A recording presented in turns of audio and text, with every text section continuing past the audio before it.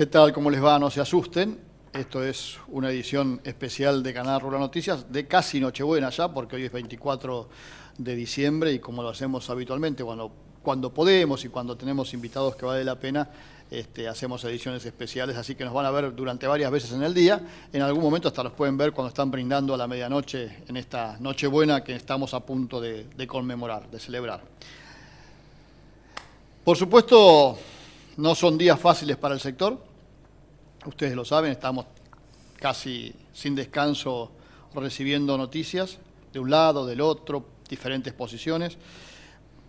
Pero siempre decimos, desde aquí, desde este espacio, que no todo el campo es igual, no todos los productores son iguales, no todas las zonas son iguales, y que es tiempo, alguna vez, de que empecemos a hablar de cómo es el campo verdaderamente, más allá de lo que es la pampa húmeda, más allá de lo que son determinados tipos de producciones. Para que la gente no se confunda, porque no todos los productores son multimillonarios, no todos los productores ganan fortunas, no todos los productores les viene bien exportar, porque muchos tienen vinculación mucho más con el mercado interno que con las exportaciones. Entonces, hoy convocamos a la gente de CAME, a Pablo Bernengo, que es el director de Economías Regionales. Pablo nos acompaña cada tanto. Y también, en este caso, Pablo Villano, que si bien es presidente de APIMEL, también es coordinador de la mesa agroalimentaria de CAME. Entonces vamos a hablar de lechería, pero también él puede aportar a lo que Pablo nos diga sobre las economías de CAME. Pablo, bienvenido. Pablo, bueno, son Pablos y Pablos. Pablo. Es así. Falta Pedro. Sí. No vino hoy. Bueno, contame, Pablito, ¿qué está pasando en CAME? ¿Cómo están viendo este inicio de la nueva gestión? Terminaron complicados. No, terminamos complicados. Hay una falta de rentabilidad muy notoria, muchísimos de los complejos agroindustriales nuestros. Y como vos bien decís, tener una visión de esta nueva administración, que el campo es uno solo y que nos aboquemos a los 7 commodities más importantes, volvemos a cometer un error.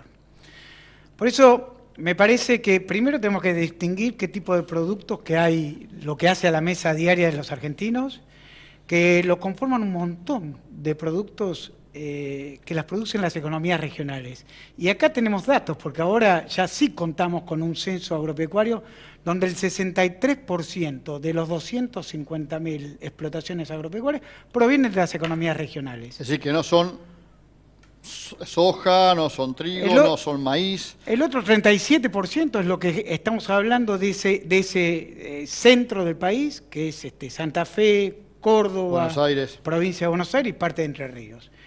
Nosotros nos dedicamos a dedicar legumbres en el norte, a hacer pimentón, a hacer yerba mate, el sector vitivinícola, peras y manzanas. Y cada uno de estos complejos son de por sí ya estructuras distintas.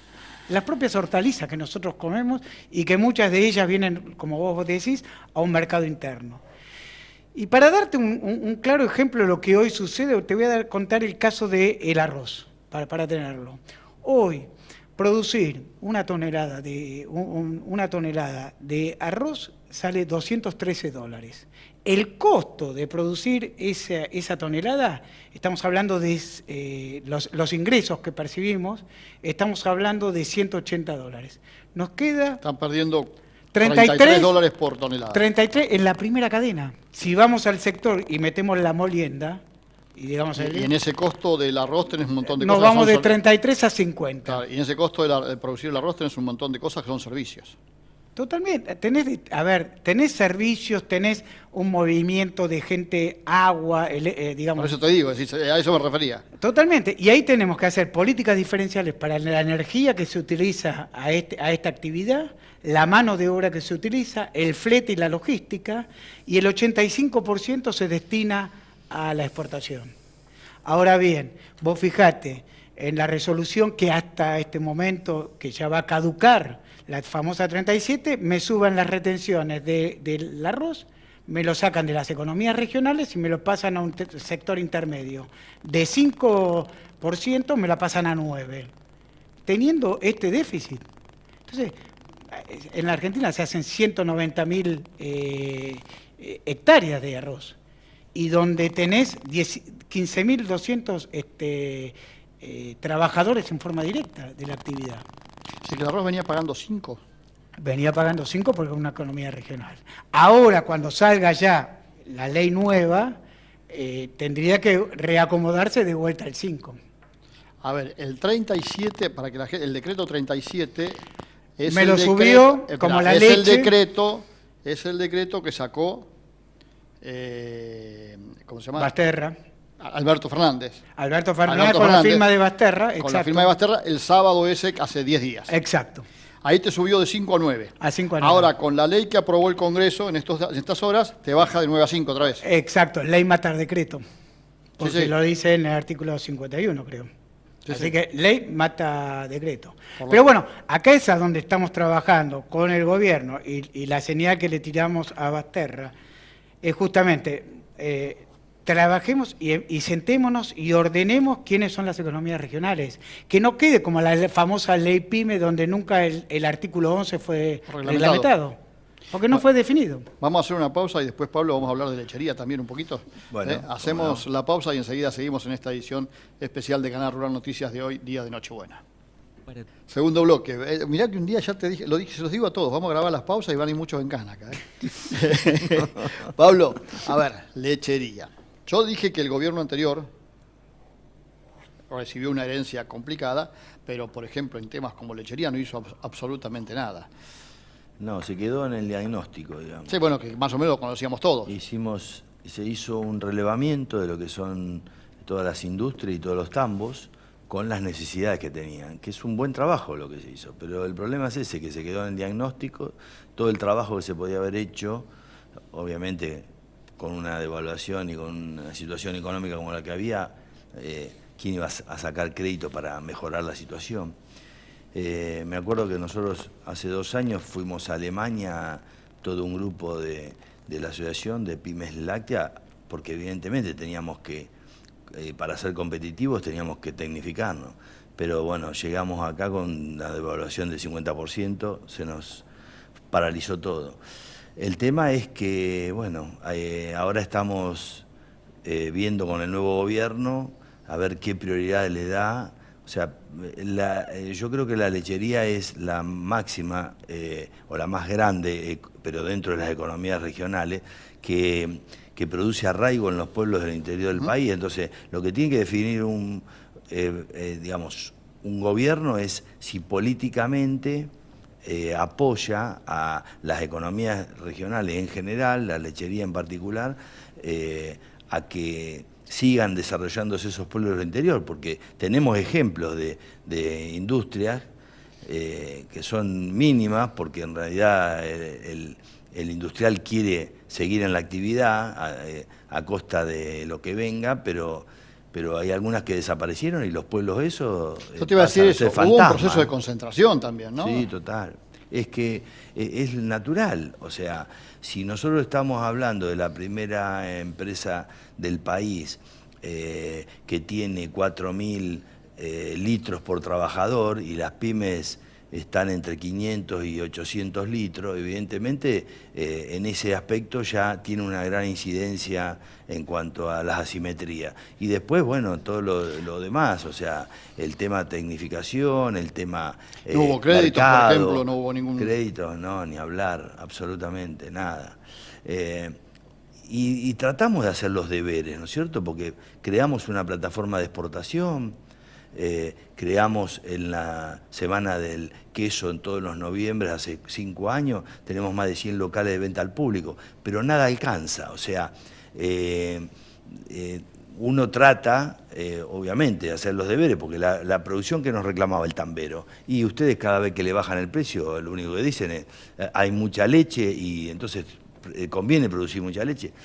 Tratamos de darle mayor valor agregado a los productos que hacemos, pero bueno, con la presión tributaria que tenemos, con los costos salariales, laborales más que salariales, porque el salario del trabajador uno quiere que gane, pero evidentemente el tema de los costos en general nos asfixian de una manera significativa. Entonces, el tema es, pasa algo parecido a lo que charlamos hace un tiempo con el tema de Unión Europea-Mercosur, ¿no es cierto? Las asimetrías entre las pymes europeas y las nuestras, ¿no es cierto? Las del Mercosur. Bueno, acá es lo mismo, dentro del país pasa lo mismo. O sea, las asimetrías entre los que están muy tecnificados, los que están, tienen mayor volumen, o sea, que diluyen muchísimo los costos fijos, y las pymes que, bueno, que tratan de subsistir.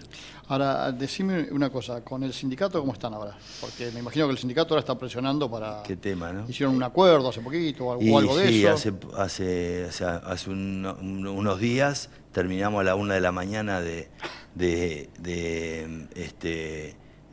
hacer la revisión de la paritaria que firmamos en agosto. Y bueno, y en esa revisión nosotros por primera vez, que no lo hubiésemos querido hacer, pero por primera vez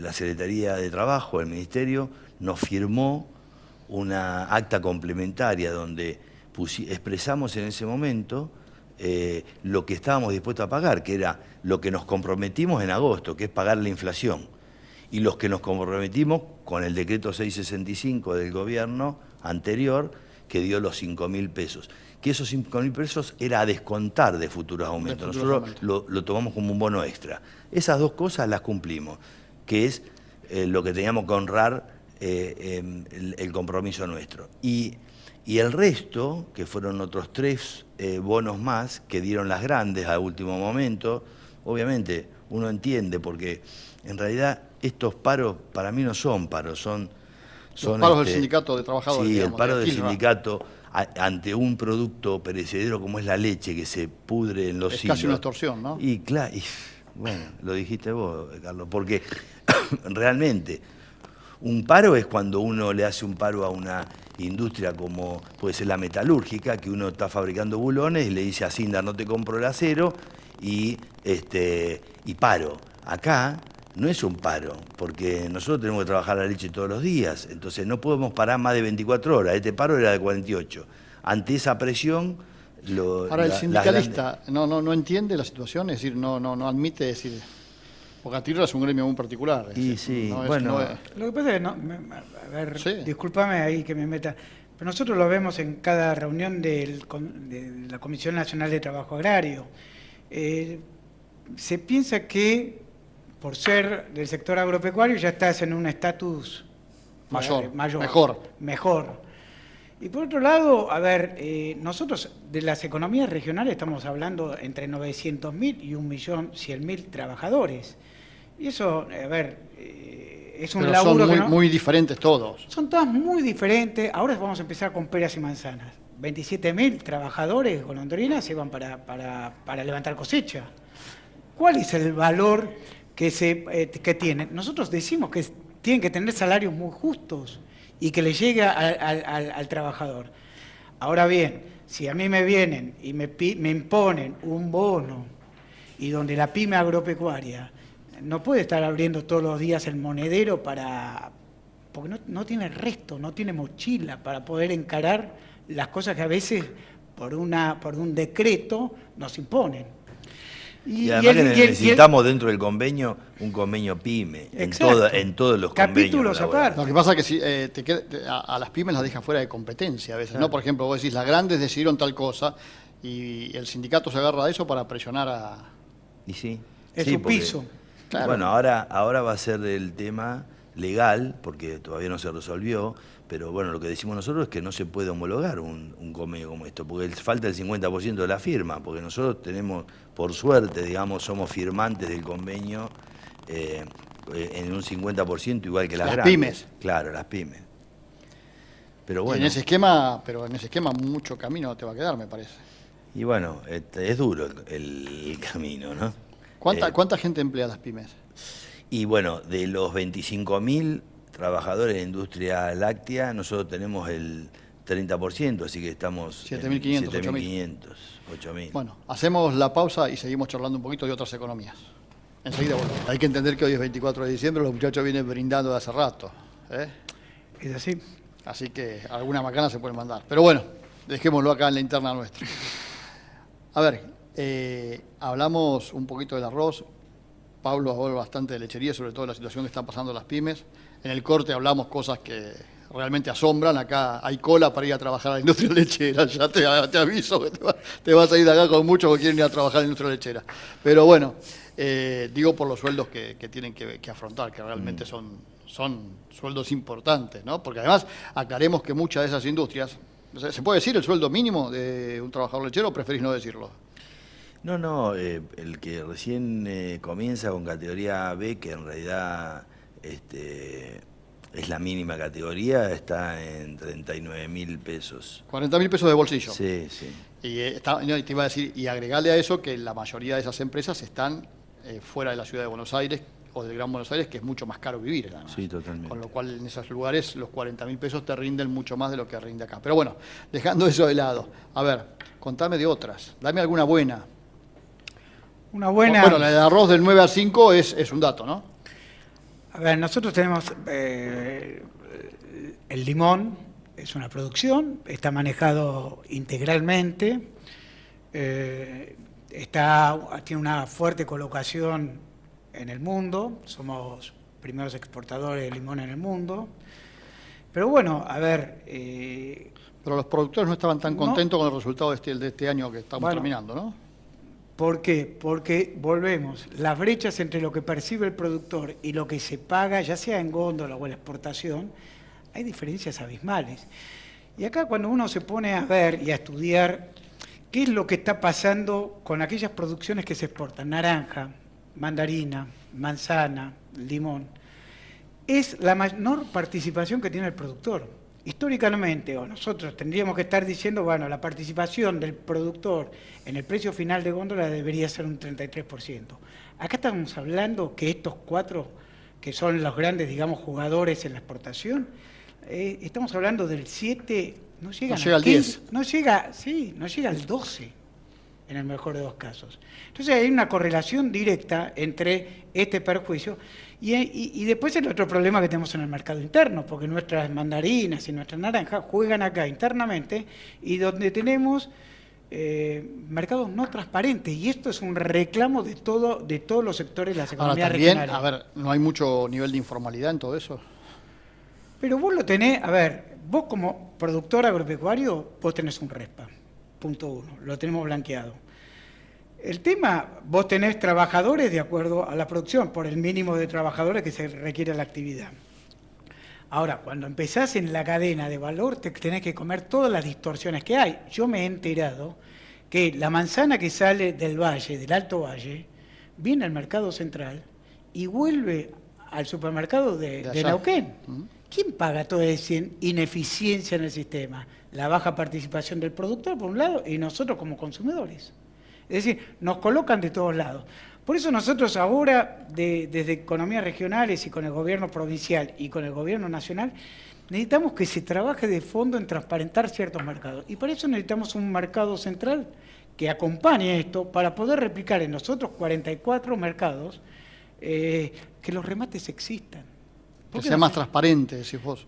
Tienen que ser transparentes, que no haya tanta intermediación parasitaria que hay, porque estás en una nave, estás en otra, y no hay un movimiento de producción, sino hacés, pero todo facturás.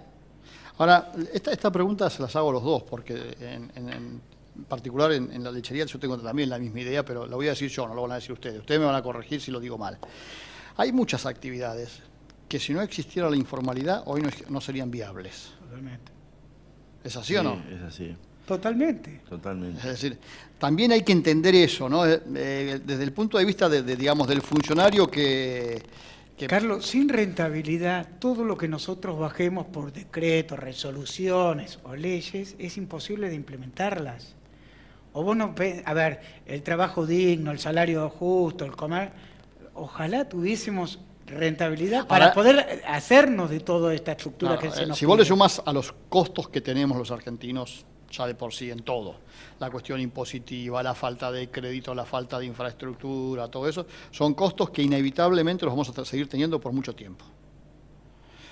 Sí, pero me parece que ahí es el Estado donde tiene... A ver, bueno, ahí apuntaba. Tenemos que... A ver, no es mucha plata. Nosotros exportamos, ¿sí?, por 7.200 millones de dólares. Así nosotros son economías Las regionales. economías regionales. Te estoy Incluida hablando la de lechería 20, incluida la lechería, sí, con Pero tenemos que entender que esto deja al fisco 520 millones. Con la nueva, digamos, con la nueva ley estarás en 680. Por impuestos. Por impuestos, por derecho de ¿O exportación. solo derecho de exportación? Por derecho de exportación. Después necesitas que esto que vuelva al sector. No tenemos infraestructura, no hay arraigo, pero te digo por qué. Las generaciones jóvenes se van porque no hay conectividad, no tenés WhatsApp. Sí. Pero no tenemos WhatsApp. No tenés teléfono, no tenés señal del celular. En Lima no tenemos, a 100 kilómetros de acá. Sí. Entonces, esa es nuestra realidad donde nosotros tenemos que acompañar, y es por eso que desde CAME lo peleamos. Necesitamos una secretaría de economías regionales para tratar estos complejos y para que toda esta cadena que la conocemos podamos sentarla y sacar, digamos, toda la presión que hacen los otros 7 commodities, ¿no? Ahora, ¿cuánto de eso tiene que ver con la caída que ha habido en el consumo interno también? Porque me parece que muchas de las economías a las que ustedes representan están más vinculadas inclusive al consumo interno que a la exportación. Pero también La gran mayoría es al mercado interno y disminuyó muchísimo el consumo. La gente no tiene poder adquisitivo y por supuesto que se resiente todo lo que producimos. Pero también en el tema de exportación, si bien nosotros no somos los que hacemos punta con la exportación, pero sí nos incide mucho en el mercado interno. Cuando no se puede exportar, el excedente que tenemos de cualquier tipo de producto tira el precio para abajo. Tira el precio. Y en definitiva, la producción primaria y la industria, digamos, la agroindustria, que es lo que tenemos que nosotros lograr para independizarnos de las grandes concentraciones, es lo que perdemos el poder adquisitivo justamente y la rentabilidad cuando sobra mercadería. Por eso es lo que digo que el tambero o cualquier productor te dice, ¿y para qué quiero producir más? ¿No es cierto? Más cítricos dulces, más pera y manzana, más miel, más leche. Si más produzco, me van a pagar menos. Cuando más produzco, si hay saturación, si no tengo que depender de la exportación. Por eso digo, no solamente de la exportación, con las compras del Estado. El Estado compra mal y caro. A ver, porque eso también se estuvo hablando estos días, ¿no? El Estado del año pasado hizo realmente todo al revés de lo que había que hacer. Salió a comprar, digamos, en este año, mejor dicho, ¿no es cierto? A principios de este año, en febrero o marzo, salió a comprar leche. ¿Por qué se compró mal? Y en ese momento no hay producción. Entonces hizo, por un lado, distorsionó todo el mercado y después pagó carísimo. O sea, el Estado tiene que comprar en el momento que sobra la producción. En el caso de la leche, en la primavera. Entonces, tiene que hacer las compras en la primavera, aunque después las dé digamos, al principio del año, ¿no es cierto? Que generalmente va todo para escolaridad, pero que la dé en marzo, pero la tiene que comprar en octubre.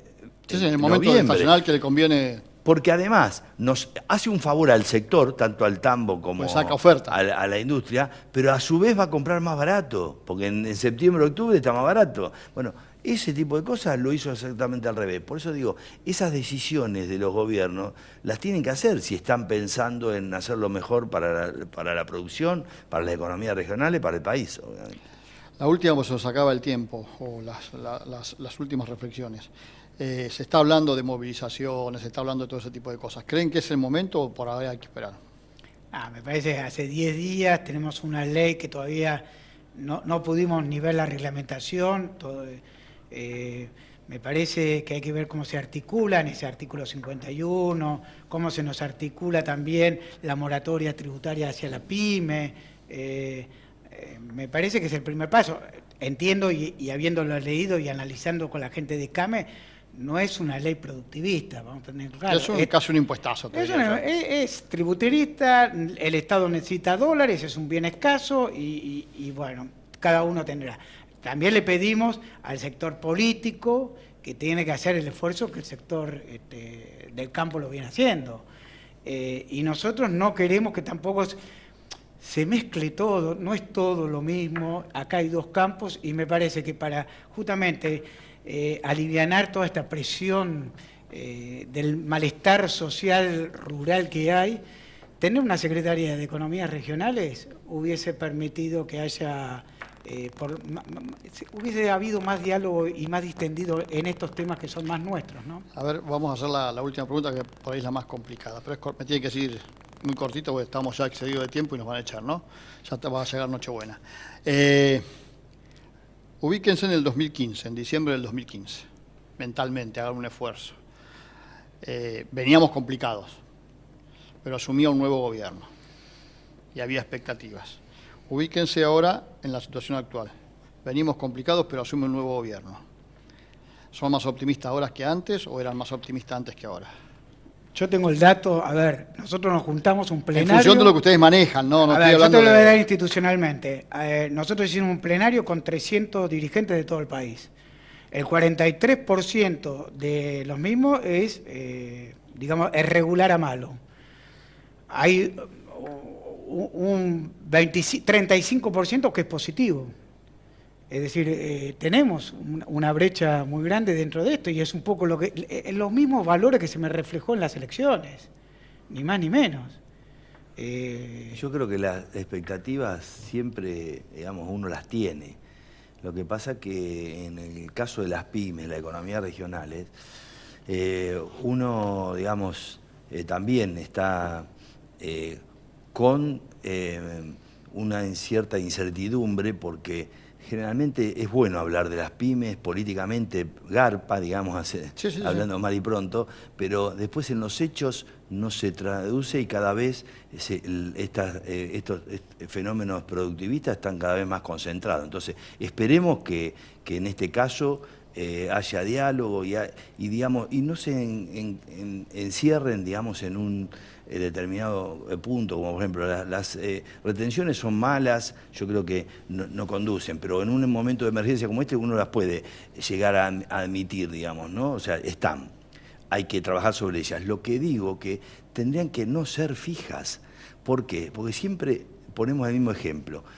Si uno no puede exportar, porque con estas retenciones uno sale de mercado, ¿no es cierto? Por ejemplo, hoy por hoy, un determinado producto no llega. El 9% de cero es cero. Entonces yo lo que digo es que tendría que haber un umbral. Claro, tendría que haber un umbral. Cuando supera los costos, el precio evidentemente hay que modificarla, digamos, habría que bajarla. ¿Para qué? Para recaudar, aunque sea menos, pero recaudar algo. Porque además, eso hace un daño tremendo, porque, como hablábamos, en cualquier economía que no se pueda exportar, eso significa que el mercado interno se sobresatura, perdemos los productores, pierde la industria. Entonces, yo creo que tiene que ser elástico. Son costos perfectamente comprobables, ¿no? Que eso es otra cuestión, ¿no? Es decir, sí, acá totalmente. No hay... Bueno, no. Pero aparte, para cerrarte, lo que sí creo que esta administración no tiene los 100 días que famoso que siempre se le dio a cualquier... No. Y ahí yo la te presión digo, va a ser más fuerte, sí, seguro. Me parece que ahí se acorta mucho los tiempos, ¿no? Escuchame una cosa, en las economías regionales, sidra, champán, ¿nada? Sí, ¿cómo que no? ¿Y por qué no trajiste?